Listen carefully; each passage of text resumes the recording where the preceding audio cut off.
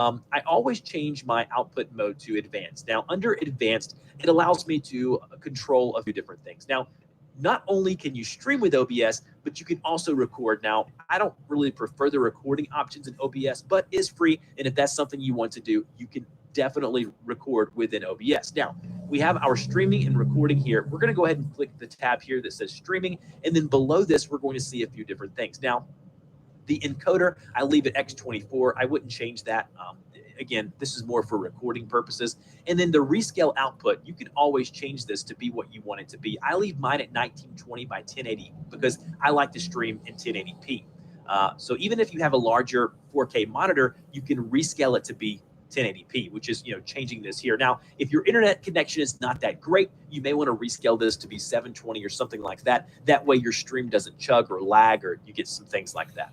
Under rate control, the bit rate here, again, all of this is going to determine that, really going to be determined by the internet speeds at your house, the type of machine you have. I recommend leave 2 to 2500, 2000 to 2500 to kind of see where you're at. And then if you see your stream is struggling or it's handling it very well, then you can increase or decrease this number dependent on the type of stream that, the type of, I guess you would say, setup that you have. Now, once you've made all of the different changes here, go ahead and click apply right here at the bottom right-hand corner. And then let's go over to the most important thing. I really think audio for me is one of the most important things about a stream. Now, leave your sample rate at 44.1. You want your channels to be set to stereo. Now, here's where it gets interesting.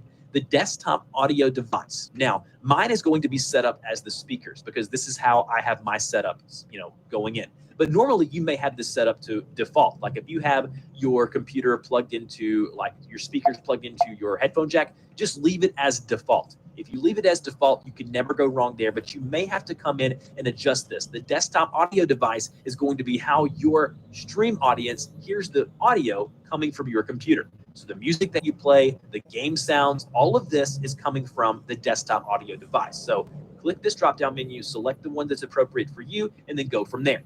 Leave the one here, device 2 is disabled for now. Underneath mic and auxiliary audio device, this is your main microphone. This is this guy here. Whatever you're speaking into, whether it be your Blue Yeti, your Hi LPR 40, whatever it is, that's going to be here. Now, for me personally, I have an audio interface that's going into my computer. So underneath microphone, my XLR microphone is plugged in to my Scarlett 2i2 solo USB audio interface. So for me, I'm going to select my audio interface, but for you, you may see Blue Yeti or whatever microphone you're using. If it's a USB, it will automatically come up here. You want to make sure all of that is set the way that you want it to set. Now, don't change anything else. Click apply. Now, once we're done with that, go to video. So here's the deal. Your base canvas resolution is going to be the size of your display. So for me, I have an Asus PQ27. The native resolution for that is 2560 by 1440. So it's about 2K. But I want to scale it down to be 1080p.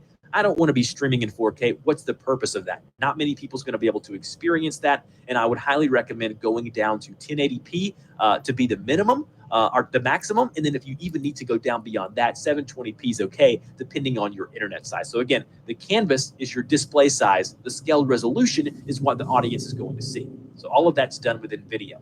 Now, we could get into like hotkeys. We could get into advanced. Now, basically with hotkeys, like if you want to start streaming, it's really easy to just click the start streaming button. But if you want that to be set up as basically a hotkey on your keyboard, you can do that. Again, add all of this at your leisure if you want to. And then under advanced, we're going to see a few different things. I don't really change anything here because, again, all of this is set up to just work. So I wouldn't change anything here, and then go ahead and click OK. Now, once you have all of that set up, you then go back to your sources and start creating your scene once again. Now, the next source that I like to add is called a display capture. So if you go up here, go to add, and then go to display capture, it's going to allow us to capture our desktop. So for me, I have mine set up as screen capture here, but you go to create new here and then click OK. And that's basically going to allow you to record your display. So I've got multiple displays. I'm going to go ahead and choose the one here, the one that's over on my left-hand side, and then click OK.